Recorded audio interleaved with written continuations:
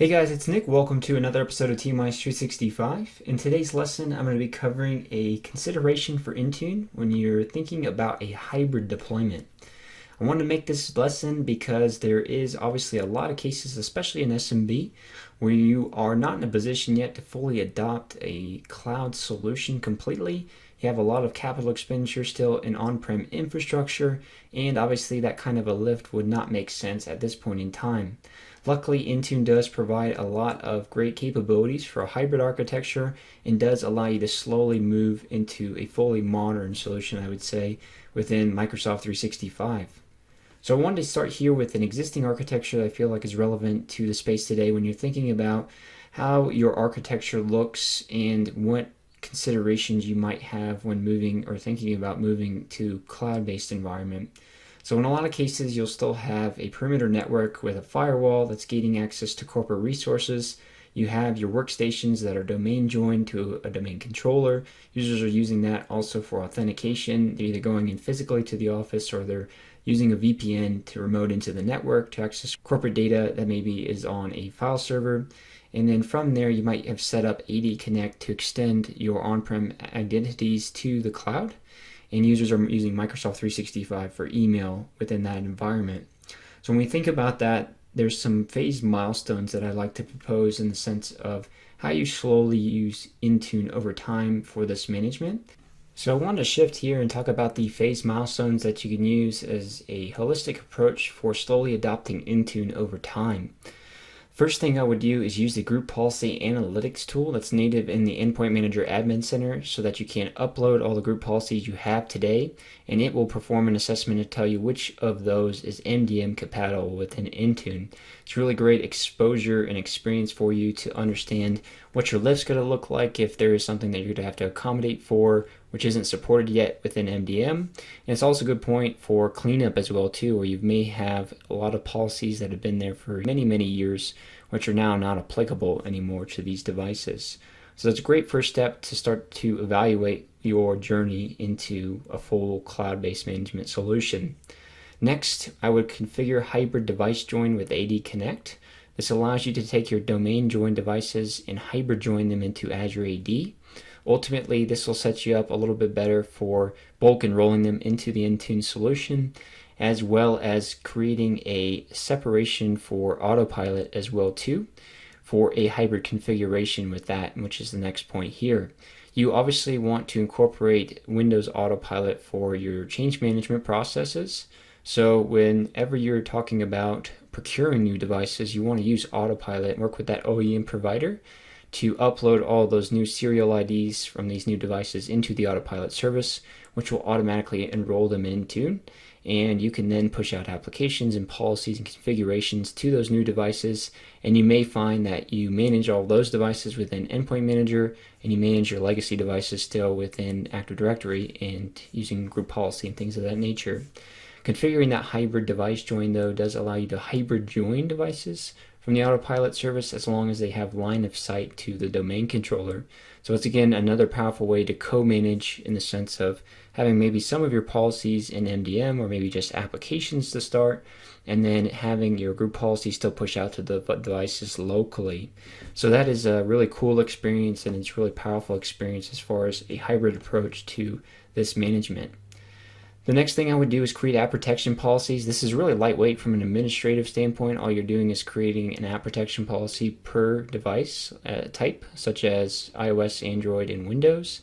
This allows you to manage corporate data on unmanaged devices as far as them not being enrolled fully in the MDM solution. It allows you to prevent save as and copy paste to untrusted or unmanaged locations on those devices.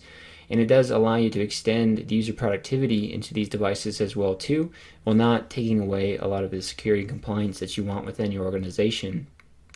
The next thing you can do as well too, since you have hybrid join these devices into Azure AD, is that you can actually use group policy to bulk enroll the devices within Intune. And this basically creates some registry keys that will enroll them into the MDM service and get them all uploaded there, so you could begin to push out scripts or policies or applications and even perform patch management on those devices essentially with that tool as well. The final piece here is obviously once you have all these things in place and you've begun to have certain momentum within Microsoft Intune, you can slowly start to adopt more of that solution over time. It could be that you are simply, again, just maybe adopting application deployment to start off with to these devices that are in Intune, and then you shift into pushing your script deployment in there as well too, or maybe you push in your configuration settings into Intune over time. So just kind of slowly adopting these services there, pushing everything into a full-on managed solution with that, and maybe ultimately getting to a point where they aren't necessarily locally domain joined anymore. You have full-on just cloud devices that are joined to Azure Active Directory. That's it, and you're using Intune to manage those devices. So it's a slow tear, and it allows you to stratify management while not having to go in and do a full bulk move of all your devices and architecture at a single point in time. The final piece I want to put in here is some considerations when you think about, again, other pieces of your architecture you might have locally, as well as the consideration of potentially using a remote monitoring and management solution today. And there's been many questions in the industry from IT pros and MSPs about, can Intune replace my RMM tool today? Because it does a lot of the same things. Is it possible for me to do so? So I want to quickly just run through these considerations. Patching is obviously fully supported with an endpoint manager. It's something that could be replicated that you do in an RMM tool today. Printers are also another consideration that you may have locally on your networks and things of that nature that obviously this full cloud solution you have to think about that alternative. And so you can still deploy printers in Intune with PowerShell scripts that they have available there. You can configure that on those devices if they're still looking at joining your local network. You could use a more modern solution like Universal Print from Microsoft, which does allow a cloud-based printing solution that is native to Microsoft. And there's also third-party tools for printing as well, like Printix, for instance, that does allow you to have this cloud-based solution for printing that doesn't necessarily require the complete network layer, which is really a cool ability that is available today.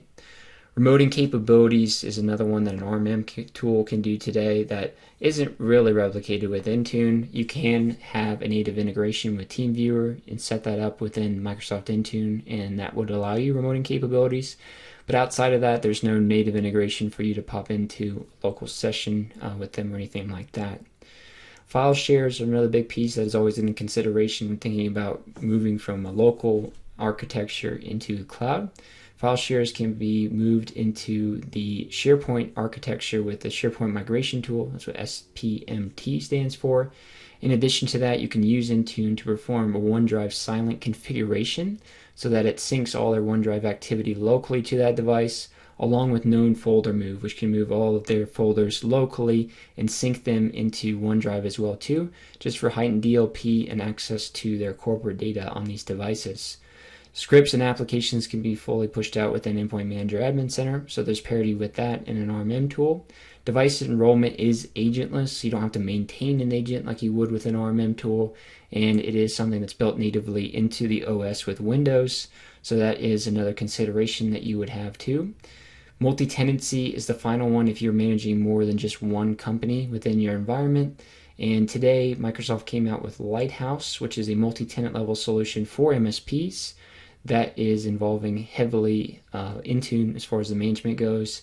And so that is really infant. In the time of this recording, it's in public preview, but they do plan to expand that over time to encompass a more robust solution for management. And that's where I would say that you have another consideration for replacing an RMM tool with that type of solution as a whole.